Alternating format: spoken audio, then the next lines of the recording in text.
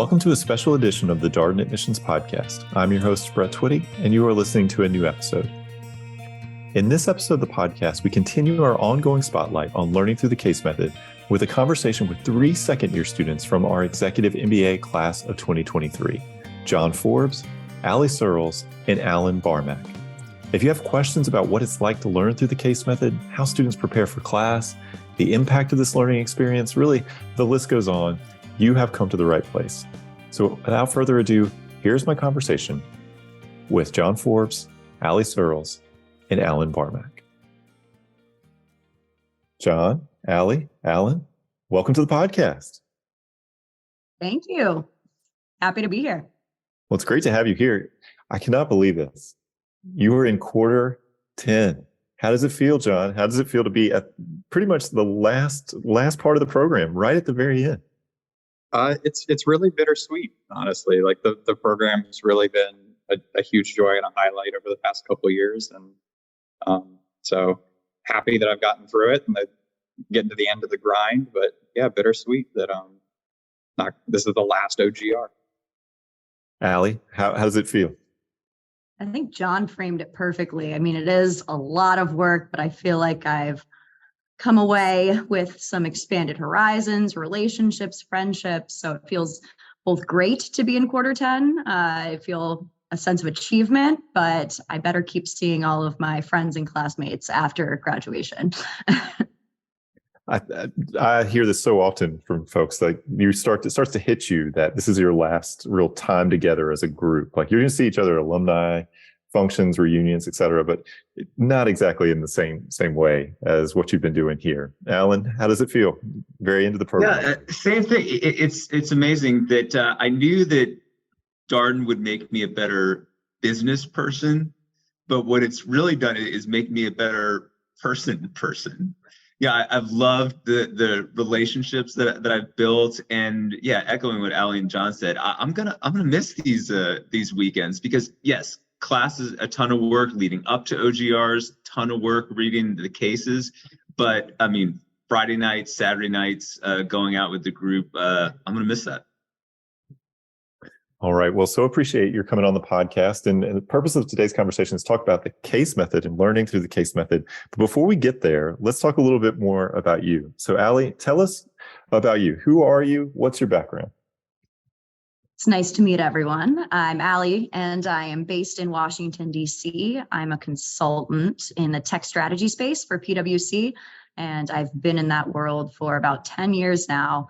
And actually, will be a double who in 2 months. I went to UVA undergrad and couldn't stay away. So here I am back at Darden, and I largely came, honestly, to expand my horizons outside of just the consulting space, meet some colleagues across different industries, and it's been fantastic. Yeah, Allie, one of the things that jumps out to me about your experience, I think you've managed to do 5 global residencies. Is this right? That's fair point, Brett. And actually, that's one of the reasons I chose Darden was because they had the global residency program. And yes, I snuck in a 5th one for my Gemba experience. So tell us, where did you go? I was in Spain, Argentina, South Korea, Australia, and then just came back about a week and a half ago from Morocco. Nice. That's awesome. Well, I saw the pictures from Morocco. Incredible looking place. It sounded like y'all had a lot of fun there.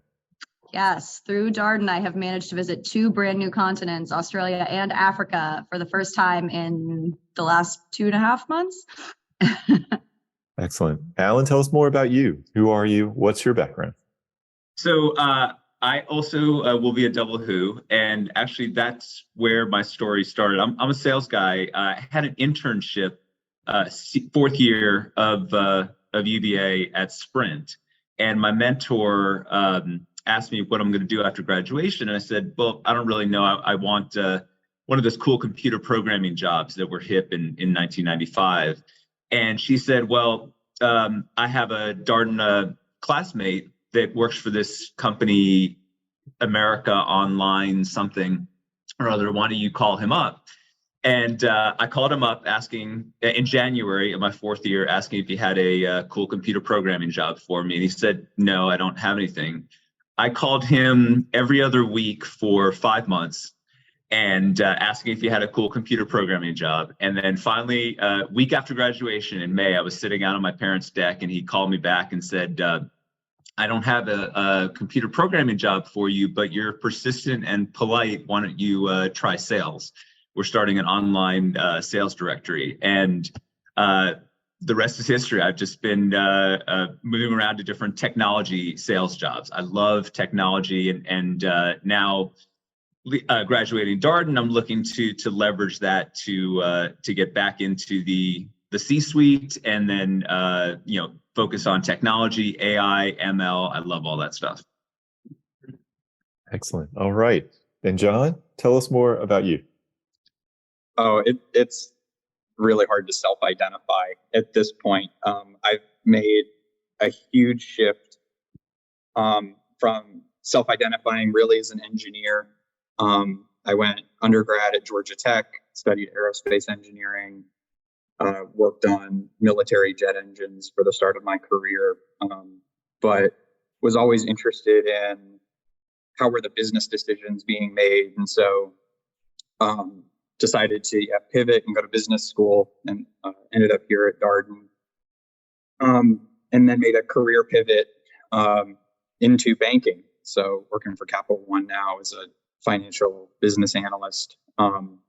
So, I mean, self-identification work life is difficult. All these pivots, and still looking forward to what's to come.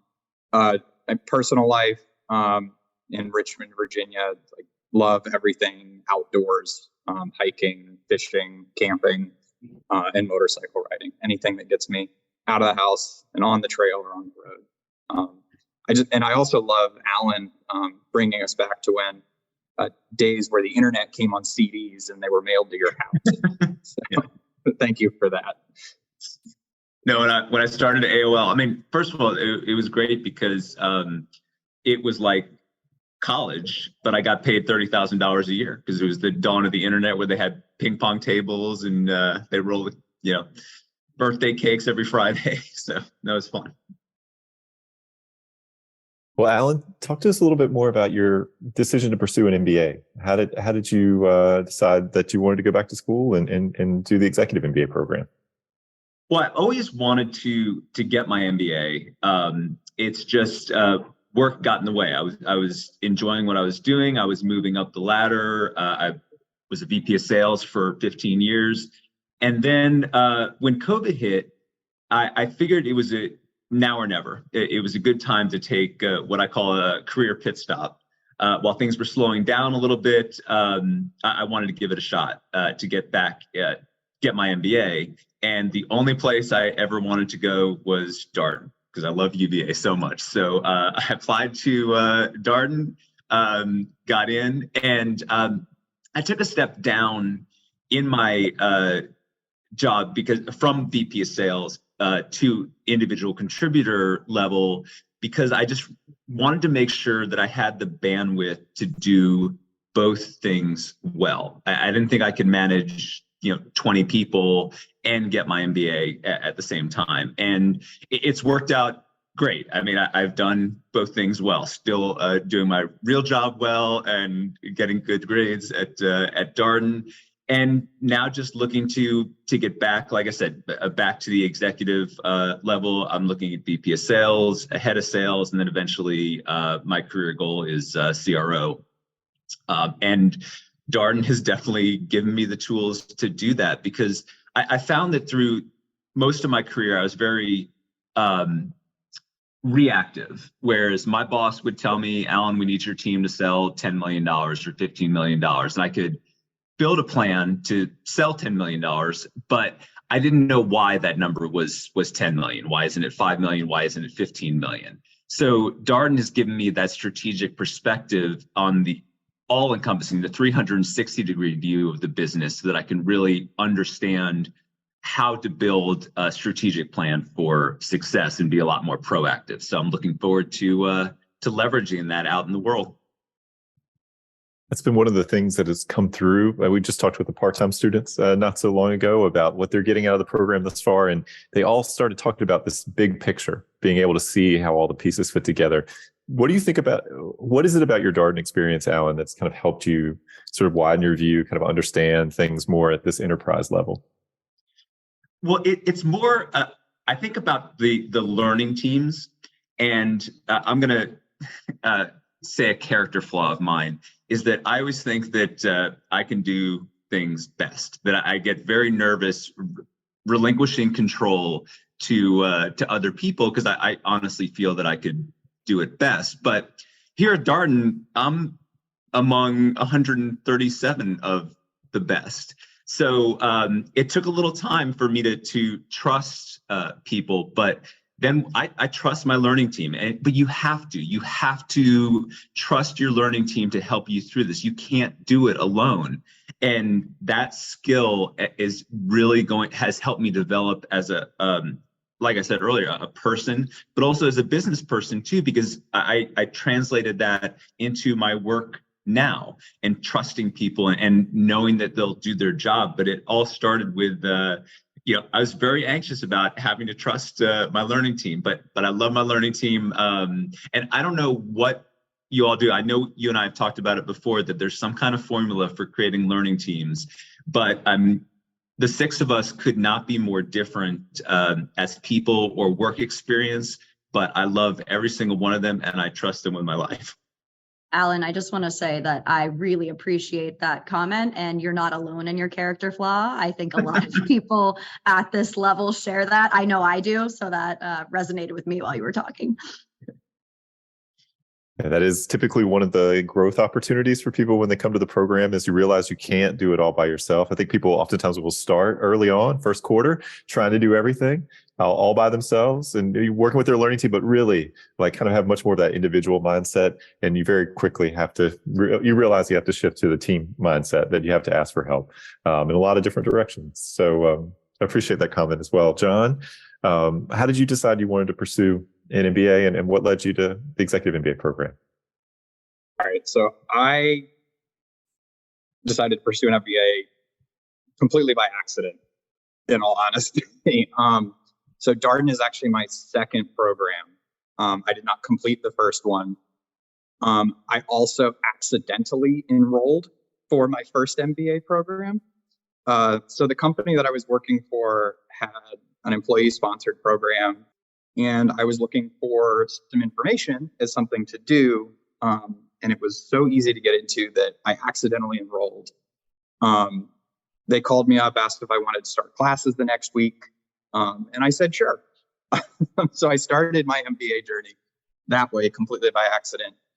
Had to actually take the GRE after I was already in that program, but learned I didn't want to work for that company long term, and they were changing up their compensation packages to where I would have to pay back money, and I wasn't interested in being on the hook for that. And so left that company, left that program, started working somewhere else, and found out that I really missed it. That I wanted to go back to school. I loved what I was learning in the business side, and so living in Virginia, I started looking at where can I go to school while still working that's going to have a significant in-person portion, because I wanted the networking and the diversity that an in-person program is going to offer. And I also wanted to work full-time. And so that set of requirements, I found that Darden offers a program in the Roslyn area. It's, on grounds once a month, virtual classes other weeks. It's a top business school, and I need to apply there. So when I set my sights on something, I get really focused in on it. And so I applied to Darden. It's the only school that I applied to. And thankfully enough, I got accepted, because I don't know what I would be doing if I hadn't been. But yeah, that's my journey into my MBA and where I am today. Well, when you think about the time that you've been here, almost 20 months at this point, Did something jump out to you as the impact of your experience, John, when you think about it? Yeah, I think that the biggest impact of my experience has come from the exposure to the diversity of backgrounds, learning styles, and the way that people look at things. I mean, in the learning teams, you all, read the case, try to come together on like, what did we learn here? And, also character flaw of mine, I think I do things the best, or at least I felt that way prior to this program. But coming into that, like people just had insights that I would have never thought of that. And just that openness now to be able to really want to hear and really value other people's insights into a problem, I think is just invaluable and is going to carry me forward. I appreciate all this vulnerability here on the podcast. You could tell y'all are, second year executive MBA students having these kind of conversations. I appreciate it. It's great for prospective students to hear this, because the reality is you're surrounded by a group of very talented people, but you end up discovering a lot about yourself. And if you really embrace that, there's so much progress to all of your points thus far that you can make, not just professionally, but also personally. So Aly, how about you? How did you decide to pursue an MBA, and what led you to the Executive MBA program? Interesting, actually. I also had a bit of a winding path. And since I went to UVA undergrad, I knew I loved learning. I embraced some of those Jeffersonian, continuous learning, always expand your knowledge set, your skill set. But I had, as a consultant, been kind of battling with the idea of going back for an MBA. And even on my team at work, I remember talking to my boss, and he was like, "Why would you go get an MBA? You're at a consulting firm. Everything you need to know about business, you've learned over the past several years." And I was like, is he right? And I kind of worried about it. And I went and attended a class at Darden on grounds for the residential program. And I took the class, and it was very interesting. I did feel that some of the individuals might have been more junior given where I was in my career, but enjoyed the case method. So I think, Brett, as you know, then I applied and got into the residential program, and this was right pre-COVID. And so I was excited thinking about attending, and then the pandemic hit. And I had a conversation kind of with my family, and they were like, "Do you want to take 2 years off? Where you are in your career, who knows what's going to happen to the world?" So then I gave you a call and talked to you about the executive program. And John, similar to your point, the amount of time spent together on grounds for residencies and especially the global residencies, which was a huge point for me, was a critical factor in saying, okay, I'm going to switch into the exec program. It felt right. But what I would say I still didn't realize until I started attending classes and in the program was how much I would gain from the individuals in the executive program. And I know we have incredibly talented people in the residential program as well, but given where so many of my classmates are in their careers, I think I came in, I don't want to say with a chip on my shoulder, but with I am a consultant and I know things about business. And then I sat in on a couple of classes we started classes, and people started speaking and just sharing things from, their experience and their back, be it military, engineering, John working on rockets and other things, and people working on nuclear submarines. And I was like, okay, I did not know a lot of things, and I am so very grateful that I switched into the exec program just that fit my lifestyle a lot better at the time.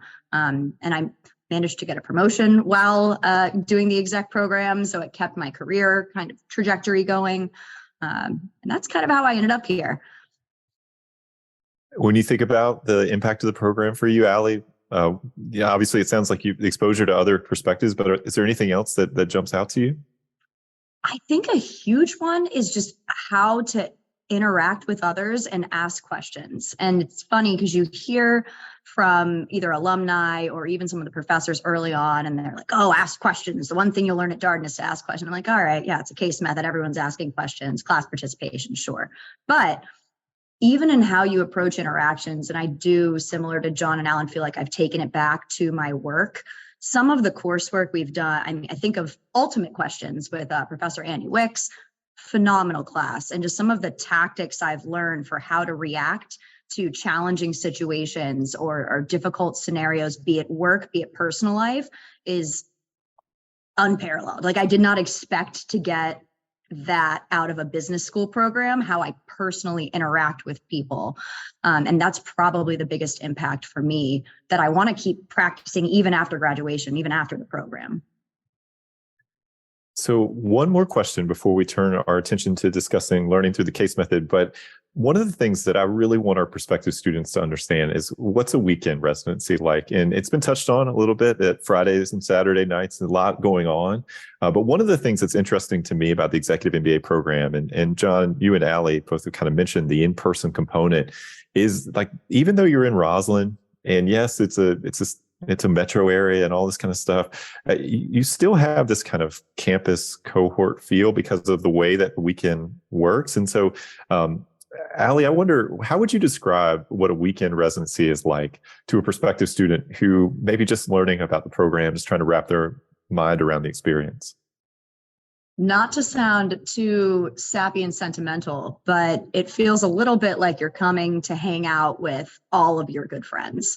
And it's funny because that really grows and evolves with the programs. You start out and everyone, I feel like, is a little unsure, but luckily, and Brett, you would know better than I whether this is common across cohorts, but I feel that our cohort is very welcoming, very inclusive, and also people take the initiative to just say, hey, I'm going to make a dinner reservation here. Whoever wants to come, let me know.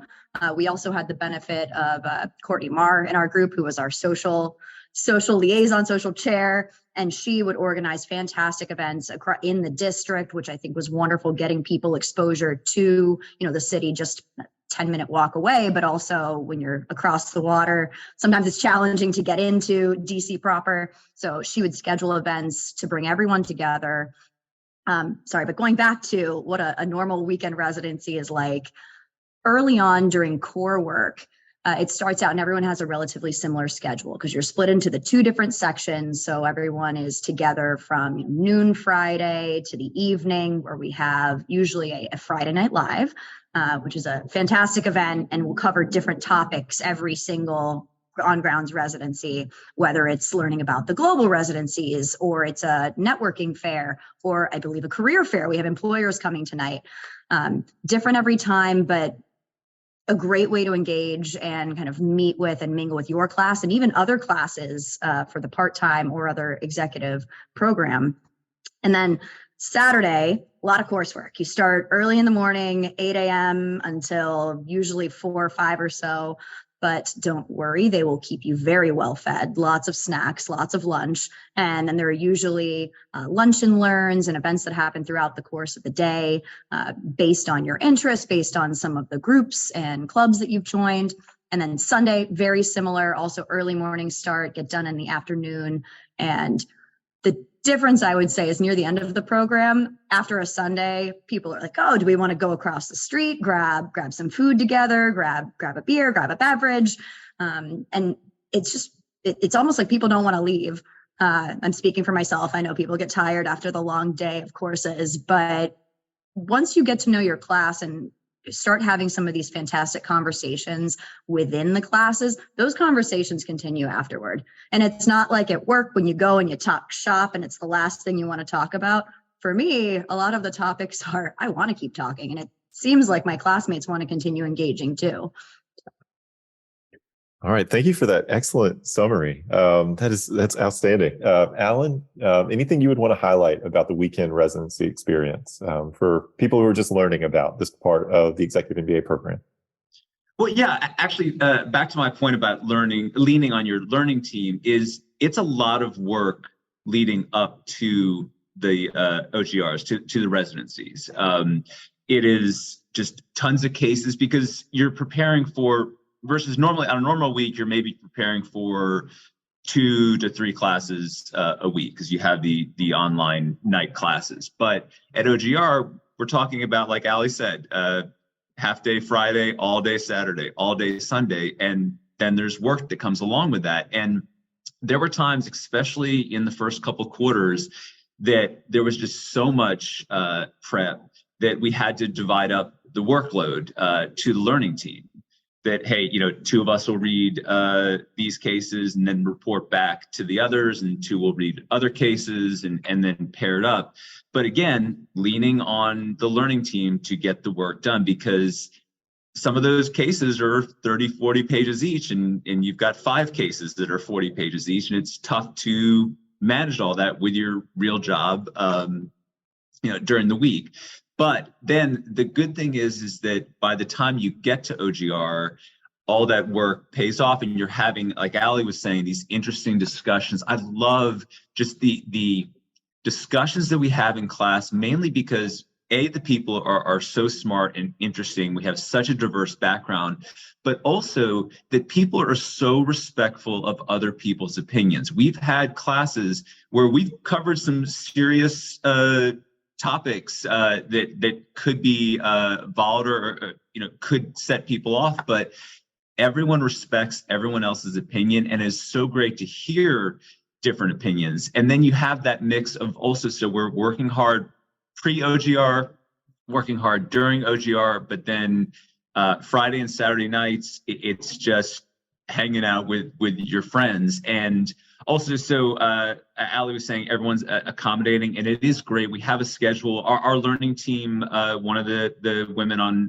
my learning team is a foodie, and her and her husband love just recommending restaurants. So every Friday of OGR, we go out as a learning team to a new restaurant in DC. And then Saturday is time for the group, but also I'm going to miss most Saturdays at midnight, coming back to the hotel when everyone, no matter where they were, they come back to the hotel and we're just hanging out in the lobby.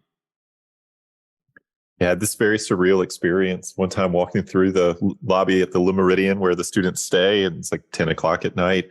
I was just finished doing something in Roslyn, and I realized I knew everybody in the lobby, and it was because they were all Executive MBA students, and that did not occur to me. That is such a gathering place, and people just congregate there. So thank you, Allan, John. Anything you would want to highlight about the weekend residency experience? If there was ever more an experience that epitomized the phrase burning the candle at both ends, it is a weekend residency. To my classmates' points, like, you're doing a lot of prep work leading up to it.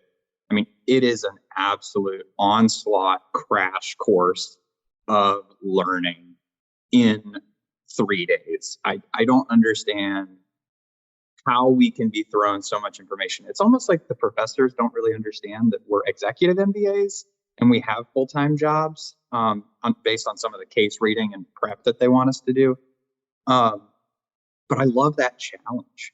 Like, you are so pushed beyond your limits that's where your growth comes from. Like, you can't do this alone. Like, you are forced to rely on teammates and trust them. And you would never think that you could learn so much information in 3 days. You don't have a choice. You have to. And by the way, after your second OGR, you've only got a week till exams.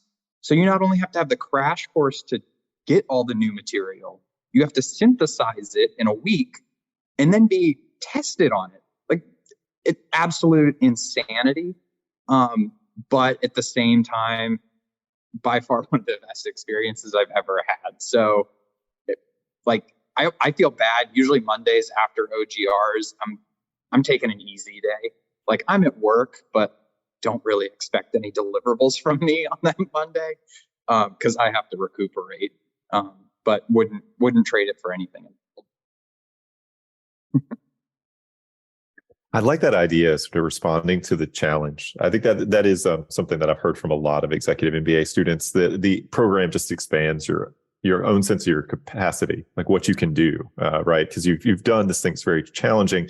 You've also learned about a lot of things you maybe were a little bit nervous about learning about, intimidated about, or weren't sure you could learn, and all of a sudden you know something about it. You were able to speak about it in class. Like, it's very, very powerful psychologically. All right, so let's talk more about learning through the case method. You've all talked about it in different ways here, exposure to different perspectives, sort of team-based aspect of learning. John, I'll come to you for this question first. How would you explain the case method to someone who doesn't know anything about it? Just trying to understand, hey, John, what are you doing in this program? I know Darden's a case method school. How would you explain it? I would have to explain it as I think there's no better simulated experience of like a business like boardroom conversation. You have, all these different classmates pulled together from different backgrounds. They've all read the same case. They've all had the same information presented to them, but it's the value that everybody's background brings into the situation and the different perspectives that they offer. And it's an open, guided discussion. Like the professors are there really as facilitators, and they kind of know where the path needs to lead or like what points they want to cover. But it's really up to the students to kind of get to those points, uncover those insights. So it's all like knowledge sharing, right? It's so engaging to not have the traditional lecture type system, because that just I don't think that prepares you for real world conversation in challenging new topics. Because if one person knew everything, the problem's already been solved. Like you don't need to have a meeting about it. You just need a quick PowerPoint deck that gives you the answer. So that kind of summarizes case method for me, is really just open, guided conversation between friends. Aly, how do you explain it to people who ask you about what you're doing at Darden in these class sessions? John laid it out pretty well, but I would introduce perhaps some skepticism that I had coming into the case method. And that was, how am I supposed to learn finance, accounting from reading a case? And I was still skeptical even while we were in some of the beginnings of those courses. And what I will say is I actually took accounting in undergrad, took a class. Didn't love it. It was lecture style. I'm sure there were many who did love it. It just wasn't my cup of tea. So I went into accounting and business school at Darden thinking, here we go again. And actually ended up, I don't want to say I love accounting. I do work for PwC, but I ended up really liking the class. And the professor, Paul Simcoe, I thought he was fantastic, witty, and the case method itself. If you like cliffhangers, or anyone who likes to binge a Netflix show and they leave you ready to click on the next episode, I don't want to oversell it, but when you read a case, most of the time you don't have an outcome. It comes down to a decision, and they say this executive is trying to decide to do X, Y, or Z. What do you think? And I'm sitting there like skimming through. That can't be it. There must be additional pages to this, because that's not an answer, and I don't have enough to go on. And how can the professor expect me to have enough to go on? I think that's some of the beauty of the case method, is you are, as an executive, thrown into scenarios where you don't have all of the information. And speaking of impacts of Darden and being comfortable with what's uncomfortable, that's one of the things I've also grasped, is I'm not always going to have all of the information. And it gets to a point where you can't keep digging and you have to make a decision. And I think the case method kind of forces that realization and helps you practice that skill set and that muscle.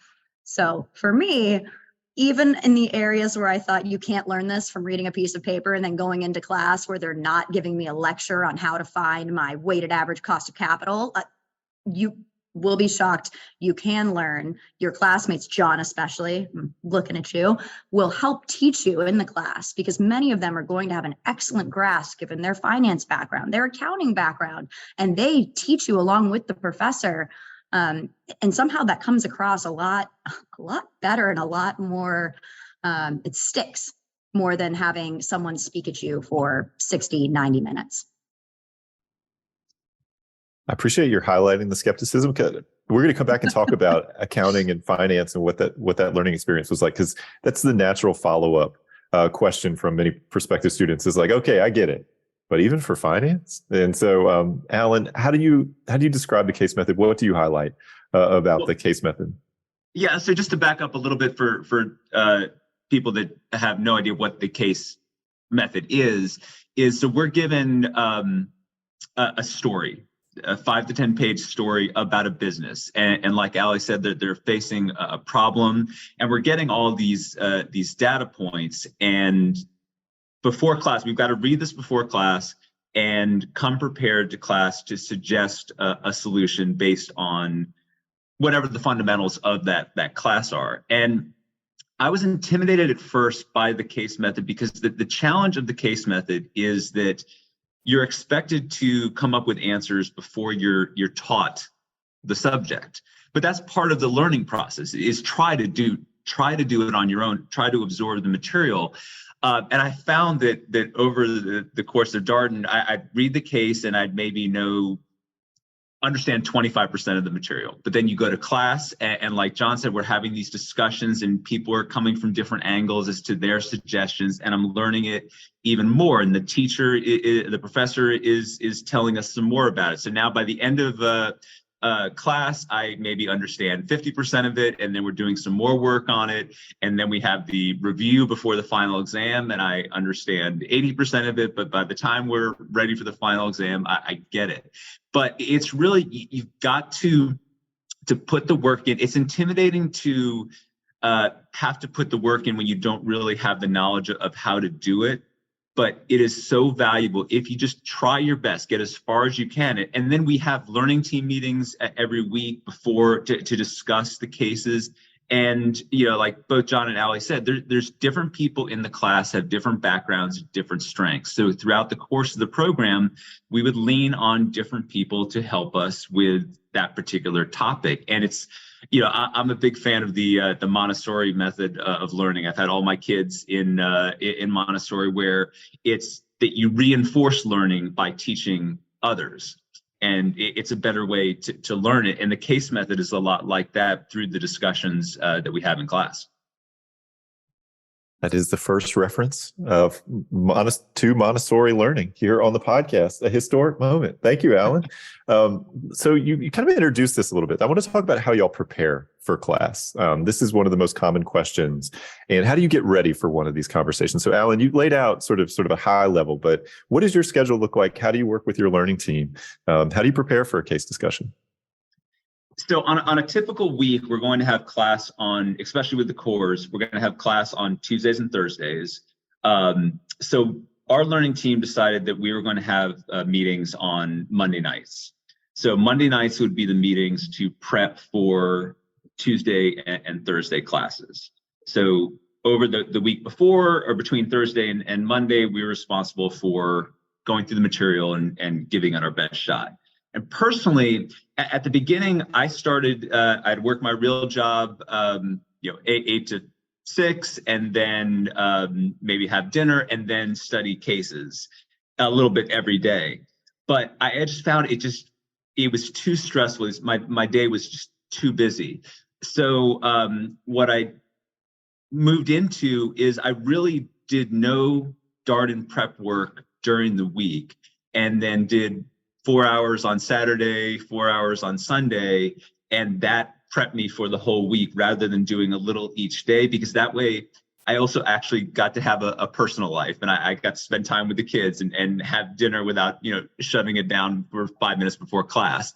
Because between the learning team meetings on Monday nights, the classes on Tuesday and Thursday, if I, throw in case prep, it's a busy week. So but that was my particular schedule. Some people, just work the schedule that's comfortable for you. But the theme is making sure to prep before our learning team meetings on Monday nights, and then we helped each other. All right. I appreciate that. You got to find your own rhythm. It's so funny. We've had people come on the podcast and say, "Oh, I did a little bit every day. I try to find 30 minutes here, 30 minutes there." Everybody does something a little bit different. So I'm curious to hear about your approach, John. How do you prepare for a case discussion? Yeah, my approach is more of the little bit each day. It's not 30 minutes, it's a couple of hours. And coming into this program, it was actually a conversation that I had with my spouse where I was like, I'm going to go into Darden. It's going to be like a good amount of work. Like, I know that there's going to be a lot of prep material and a lot of learning here. And she knew she wasn't going to see me all that often for the next 20 months. And so she decided to go to grad school to have something to fill her time.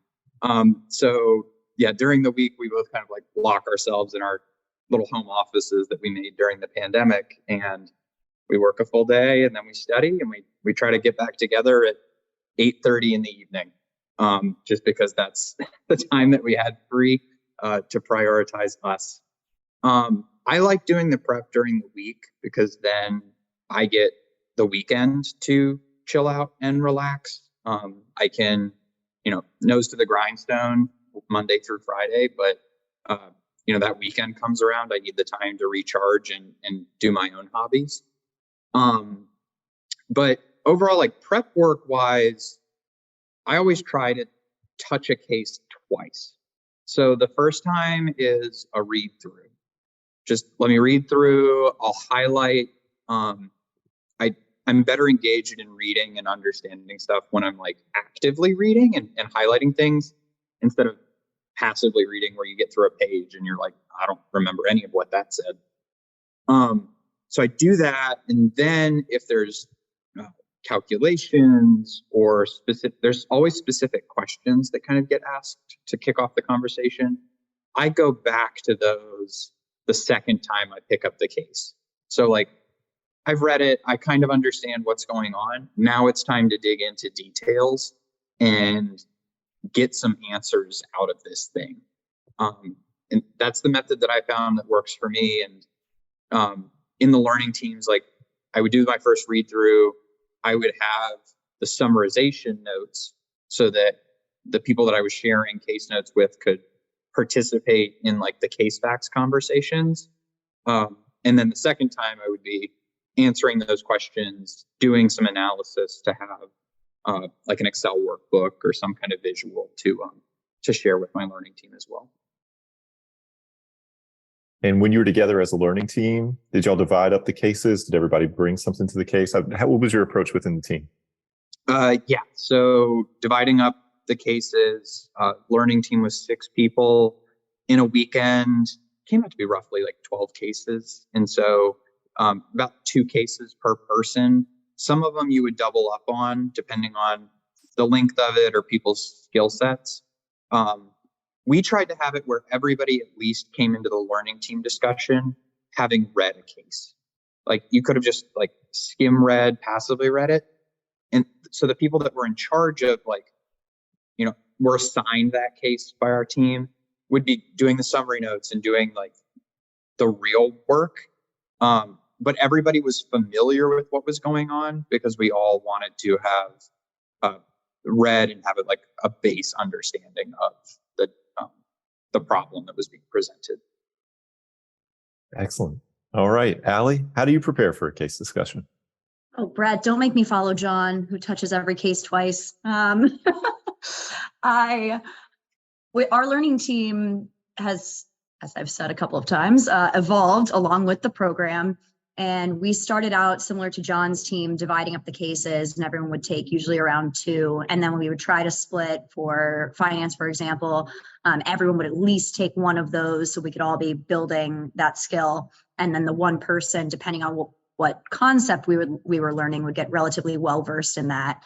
We started the program earlier on having weekly learning team meetings, and then actually for our learning team in particular, quickly scaled that back. The timing was a little complicated. We had a couple of learning team members with young kids. I play soccer once a week, so just trying to line up everyone's schedules was a bit challenging. So instead, we would often come to OGRs early and take sometimes that Friday morning to go through the cases we found particularly challenging. So a lot of are in the quant realm. Someone would kind of put their screen and we'd walk through it together. But weekly meetings when we needed them, and most of the time they would be targeted toward particular cases that we thought were challenging. And sometimes not everyone could join the meeting, but for the most part, we all tried to make it to those sessions.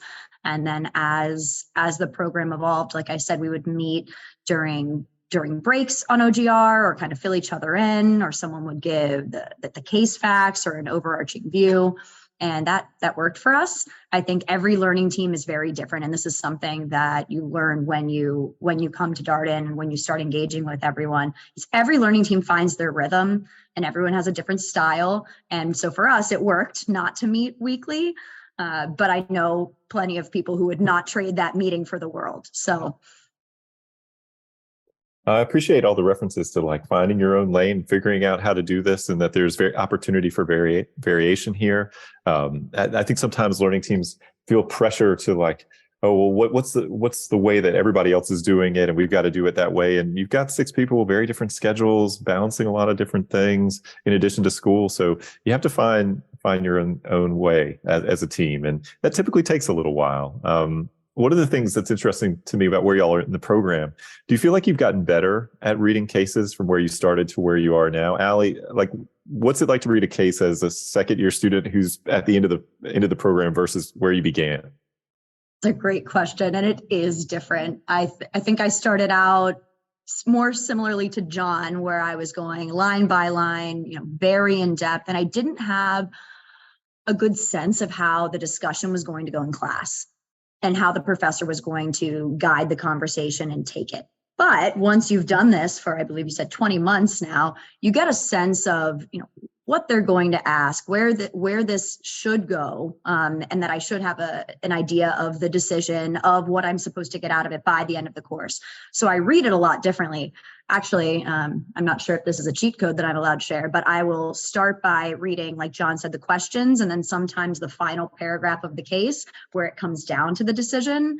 And then I go back and read from the front down. And that really helps me realize what I'm looking for, because candidly, as John said, some of these cases are 40 pages long, and maybe it's 20 pages of exhibits, but that's still a substantial amount of text. And there have been a number of times where I'm like, oh, I can tell you the entire trajectory of this company from the 1800s. I know the founders' names. I know where it was based. And then you get into class and they're like, all right, 2012, this is the shape of the economy. What are we doing with this new sales transformation plan? And I'm like, no, I want to tell you about how they invented carriages back in the 1800s. Let's go to that. So I feel like you can get yourself caught up in how much information there is. And it's another helpful tool you take into your career and into your everyday job is what's important and learning which facts you need to pay attention to. So I've absolutely changed my style quite a bit. And I think I'm a bit faster at getting through the material than I was when I started. Allan, how about for you? What's it like to read a case now versus where you started when you were a brand new Executive MBA student? Yeah, I read it from a different perspective now. When I first started, I read it more like a news article, just objectively just seeing what's going on. But now I'm reading it with the background of, okay, we're going to be trying to solve a problem. There's a strategic issue that we're learning about in a company. So I'm going to need to use these tools that I've gained throughout the program to make an analysis. And quite frankly, at the beginning of the program, I didn't have those tools. So the only way I could read a case was objectively as a news article. But it's one of the great things about the Darden program is it's given me that 360-degree perspective, and I think that's reflected in the way that I read cases now, and also the way I read news articles in general. I'm thinking of, okay, what are the issues that this company is facing, not just directly to them, but in the global environment. I appreciate that. It's so interesting to hear y'all talk about this evolution. I worked with law students for a long time. It's the exact same issue that they go through. They read everything. They think the facts are the most important thing, and there's maybe 1 or 2 key facts. And so you start to drill down and start to get that lens, but it takes a little while for you to figure out, okay, what's most important here? And that class feedback loop, right? Going to class and listening to the conversation, having that inform your subsequent reading and approach. It's really important. That's technically the 4th step in the learning model here at Darden, is the sort of reflection debrief after class. So, John, how about you? What's it like to read cases as a second-year student versus a brand new Executive MBA student? Yeah, I cannot say that I am a faster reader, but I know what I don't need to read. So the example is like you go online to look for a new recipe, right? And somebody has written a short novel about how this was their grandmother's red sauce from the old country. And you're like, I don't care about any of this. Get me to the ingredients. Like, I'm just going to go make this thing. Cases are very similar. Like, you're going to have a problem. You're going to have something that you want to like do the discussion on. Maybe for this instance or whatever's going on, I don't need all of the company's background, to Ally's point. So like I can skim that section if there's something interesting that pops out, but like I'm not absorbing that info, right? I'm going to go back, like critically read the pieces that I think I need to critically read. Just because sometimes I'm not particularly interested in like what this company does or whatever. There are other times where I am interested, and then I go do more research on the company because it's just like a particular interest outside of the case. But one of the most dangerous things in general is like not knowing what you don't know, but like assuming that you do know everything. And I think that in like new readings in the second half of this program is like, I kind of know what I don't need. So it's easier to filter sometimes. And sometimes it makes me miss stuff, but like impact effort analysis on that would tell me it's okay. Somebody else has read the case because it's a room of 70 students. So I'm more relaxed is probably the best way to put it, right? You come into the program, you don't know what to expect, anxiety's high. You're like, I got to get the right answers. I got to do all this stuff for the case prep. Later in the program, you're more comfortable. You've done this once or twice, or right now 18 prior times. So it's that comfortability, I think. I agree, John. And Allan said this too. He would come in with a 25% understanding of the problem. And I think when I started, I expected that I would be at like 80% going into class. And eventually you're like, it's okay if you're not. So it's a good point. How did you get okay with that? You just realize that's how it is? I mean, that can be hard for people to embrace, like that much uncertainty, that much, I'm not really quite sure how all this works. Oh yeah, call it exposure therapy. You're just exposed to it over and over and over again. And like each time it's a little bit easier. So that's what it's all about, is just the experience and doing the hard work. You gotta struggle a little bit to really learn and grow. I think it's funny talking to some of the classes that graduated prior to ours, and we'll have some of these panels on the Friday Night Live we mentioned earlier. And the number of times alumni or former students say, don't stress so much up front. Don't worry about it. You all just need to relax. And you hear that advice and you're like, yeah, okay, sure. And then you don't relax. And then finally you figure it out. And now I find myself giving that exact same advice to the new EMBA students that are starting. And I'm like, oh, you guys stress so much. There's no need. You're going to knowing that they're going to go through the same growth that I did and come to the same realization, not just from my telling them, but from them, learning it on their own. So. All right, last question for you. I know y'all have got homeroom right now, so I don't want to keep you any longer, but what is a piece of advice you would share with prospective students, and maybe in particular, particularly in regards to the learning experience here at Darden? I know there's been a lot of different advice shared through the course of this conversation, but Allan, maybe something that you would encourage people to think about as they approach their Darden learning experience? I would say be active and engaged. I mean, yes, you can get through the program doing the bare minimum, but you're not going to get anything out of it. That the beauty of this program is all the things you can get from everything we've talked about today is being active and engaged. Be active and engaged in the group discussions, on the global residencies. Soak up those cities. I mean, you're in countries, you're meeting with executives from other countries. I mean, businesses that I didn't even know existed, $17 billion businesses that I didn't even know existed, are really interesting. And I've connected with those CEOs, and it's about engagement. Is make sure, in order to truly get the most out of the program, you've got to be engaged and active. I love that advice. I mean, you are here, you're doing the program, you invest in the time, the money, the resources, all this kind of stuff. You put all of your effort into it. Why not? It's probably your last major educational experience. So, John, piece of advice for our listeners? Yeah, piece of advice. Start out with something a little bit less tangible, which would be like open and vulnerable coming into the case method. Really leaving yourself open to hear what other people are saying and leaving yourself vulnerable to say, I don't have the answers here, or this is not a skill set of mine, but be willing to really learn from this method. The more tangible piece of advice, and I think it's one of the most important things to really learn early in the program, is learn how to truly listen to what other people are saying. Like, so often we listen with just the expectation that we're going to speak next. So you're really thinking about like what you're going to say. You want your point to be the best.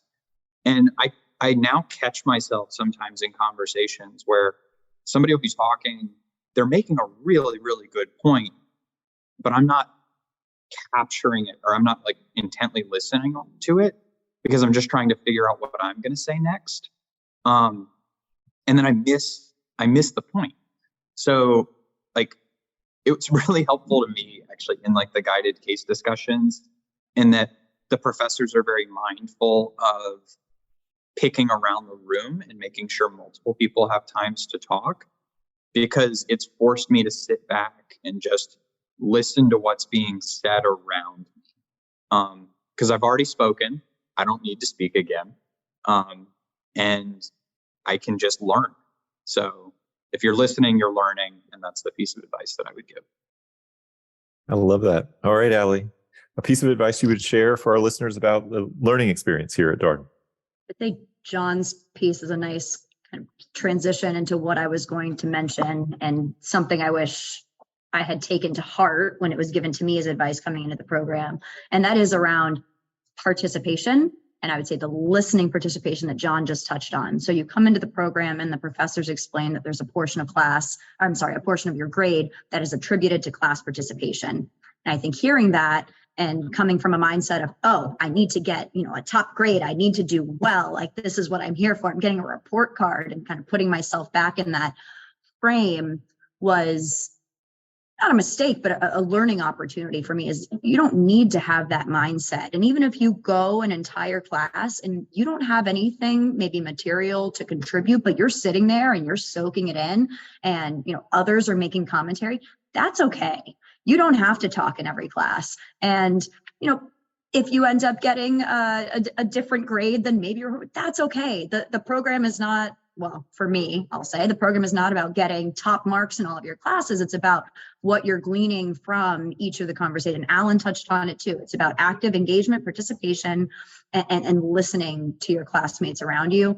And I wish I had gone in kind of with that mentality, instead of worrying, that I get a hand up early on or a hand up later on to make sure I check the box on speaking for that day.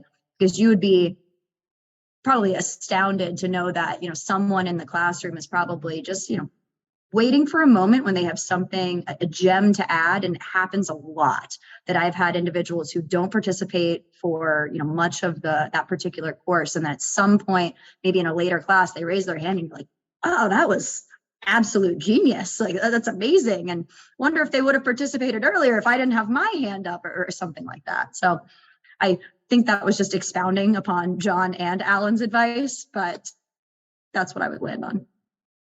I appreciate your referencing the participation piece of the program. That is such a learning curve for students. I think the minute people hear it's part of their grade, they feel like they got to talk all the time and got to get your hand up and you got to figure out a way to get in. And there's a calibration process that happens. And I appreciate your referencing that, and the opportunity to listen and to hear the perspectives of the other people in the room, and look for an opportunity maybe where you feel like you can add value to the conversation, but it might not be every conversation. John, Aly, Allan, thank you so much for doing this. It was so much fun talking with you. So great to have you here on the podcast. Thank you. Thanks, Brett. And that was my conversation with 3 second-year students in our Executive MBA Class of 2023, John Forbes, Searles, and Allan Barmak. As always, if you have any comments, suggestions, requests, anything you'd like for us to cover here on the podcast, we're all ears. We can be reached at Darden, that's virginia.edu. Until next time, stay safe, be well, and thanks for listening.